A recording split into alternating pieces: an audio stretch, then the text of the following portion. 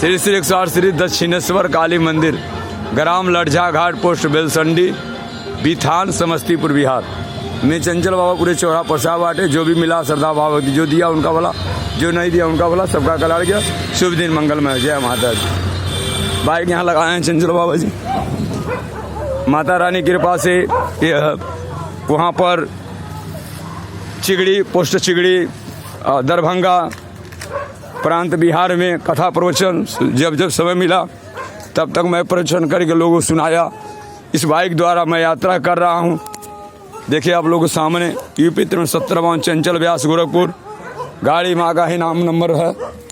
जय माँ थाए वाली पुजारी चंचल व्यास, गोपालगंज बिहार। सचा यूट्यूब गोरखपुर चंचल व्यास, चुनरी 108 55 98 11 यूपी 370 माई का ही गाड़ी है। यहाँ पर जो भी प्रसाद जिनको दिया गया सदा भाव भक्ति से उन्होंने लिया। पहला परिक्रमा ब्रह्मलोक, दूसरा परिक्रमा विष्णुलोक को कर रहा हूँ, तीसरा परिक्रमा शिवलोक को कर रहा हूँ।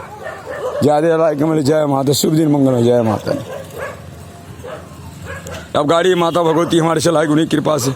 वो जो सामने दिखाई दे वही मेरी माँ है। ज्यादा लाइक मेरे। जय माता जी।